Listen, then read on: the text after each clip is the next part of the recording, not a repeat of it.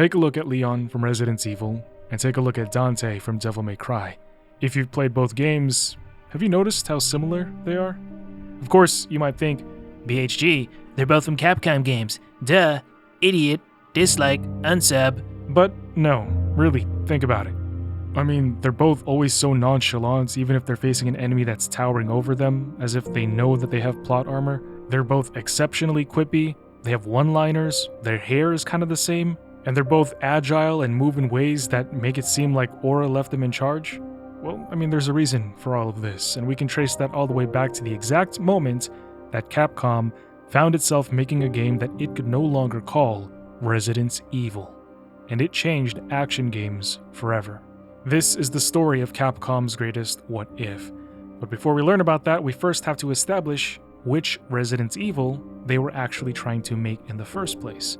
If you're a hardcore fan, or if you saw my video talking about the development history of Resident Evil, then you might already know some of these things, but let's get everybody on the same page. Following the success of Resident Evil 2 in 1998, Capcom was working on multiple projects all at the same time. Resident Evil 0 was being planned, Code Veronica was in development. They were also working on Biohazard Gaiden, not to be confused with the completely separate Game Boy Color game Resident Evil Gaiden, which released in 2001 and is mostly forgotten and disregarded by fans, but I'll tell you why in another video. The point is, eventually, Capcom would complete Resident Evil 3 Nemesis, and after RE3, they would set everybody up to work on Resident Evil 4, but this is where devs ran into a problem. However, before we go any further, there's something important I have to tell you guys. You see, Leon Kennedy was not the original protagonist that they had in mind for Resident Evil 4, or the prototype version of Resident Evil 4. The hero of Hideki Kamiya's version was an entirely new character named Tony Redgrave, purposely named that with Redfield in consideration. You see, Tony was not designed like traditional Resident Evil protagonists. Chris, Jill, Claire, Leon, they were all capable people, but the games deliberately placed limits around their capabilities. Their movements were stiff, their ammunition was restricted, and even a basic zombie could become dangerous if the player entered a room unprepared. But Tones was built different. He was designed to be an absolute demon, a complete powerhouse. Now, some of the most detailed surviving material about Tony comes from fan translations of commentary published in an official 2001 Japanese development book. Reportedly, Tony was described as this apparently invincible man whose physical capabilities and intelligence exceeded those of ordinary humans, with his origins explained through biotech. There's also a more elaborate version of this early storyline circulating online, including claims that Tony was directly connected to Oswald E. Spencer and had a genetically enhanced twin brother, wink wink, but Capcom never published a complete official English account of this abandoned scenario, so, salt of grain it is. But what we can establish is that Tony was a superhuman for all intents and purposes. But in Resident Evil, of course that's going to be an issue, right? I mean, one was that it was already going against Mikami's initial vision that he had for Resident Evil as a whole, but also, secondly, because the camera didn't allow for the style of gameplay that they envisioned for Resident Evil 4's protagonist. Now, the traditional fixed camera system of the original RE games was designed to, of course, rip control away from the player. Tank controls worked perfectly when fear was the goal. However, they worked a lot less effectively when Kamiya wanted the player to look like a stylish hero. So what did he do? He figured, okay, let's replace the camera then. And so the team abandons its dependence on pre-rendered backgrounds and began constructing fully three-dimensional environments that could be viewed through a more active camera system. Rather than setting up every area like a collection of horror photographs, the camera could now move with the protagonist, follow the action, and show the speed and physicality that Kamiya wanted the players to see. Honest question, by the way. Other than the settings, how many of you guys even think about the camera when you play games?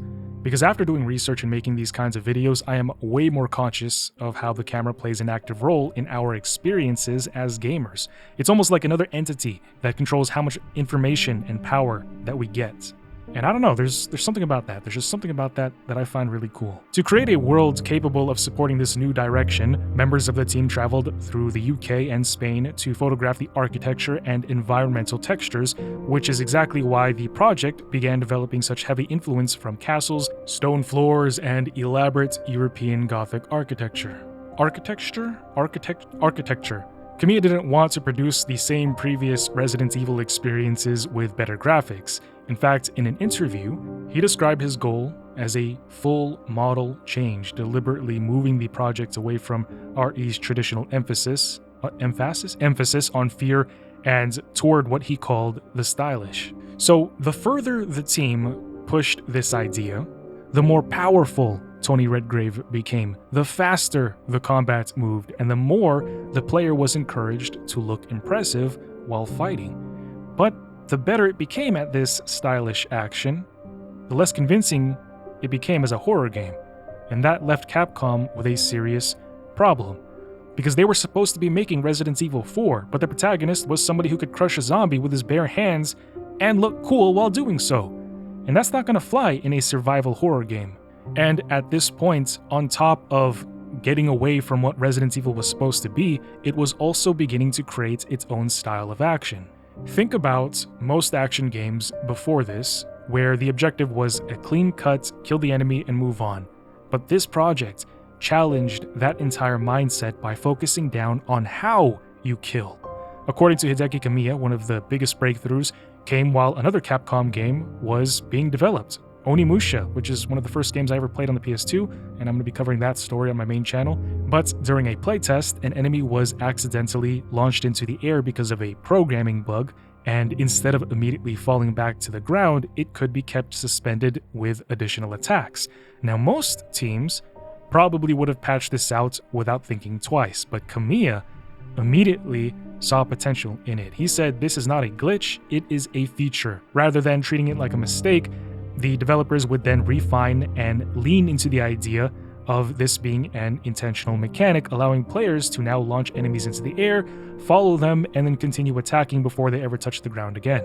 So from here, it starts to branch out. The idea for Tony Redgrave begins to reportedly explore the concepts where players were encouraged now to mix together swords, guns, aerial attacks, and movement into long, flowing combos. And before long, the game even began to reward players for variety and creativity through its style ranking system.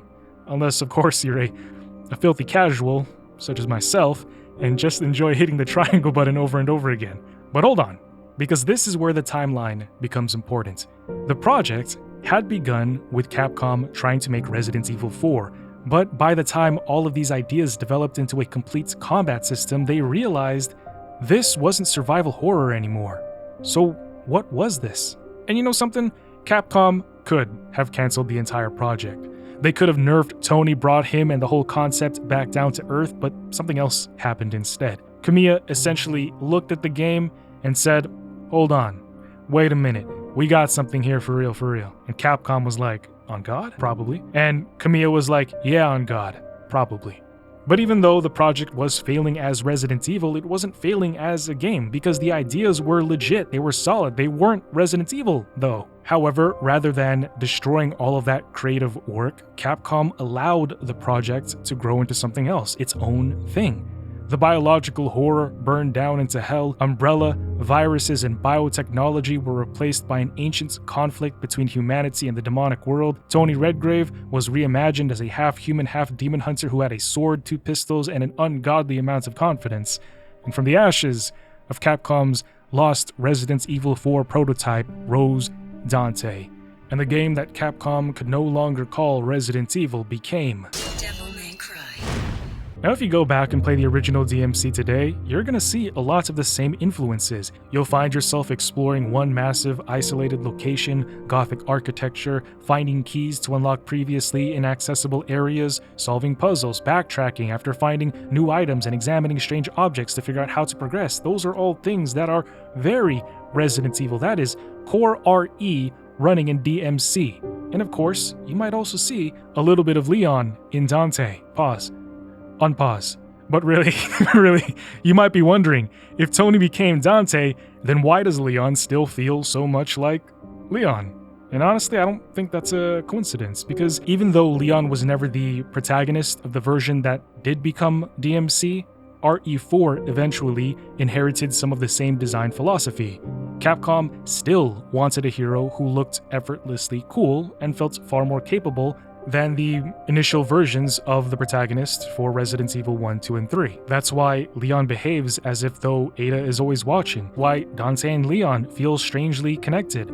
They both carry the DNA of that abandoned RE4 prototype, but they represent two completely different directions Capcom took from the same starting point. And I gotta say, looking back, we can see that one became the future of stylish action, while the other became the future of survival horror. Looks like this is gonna be one hell of a party!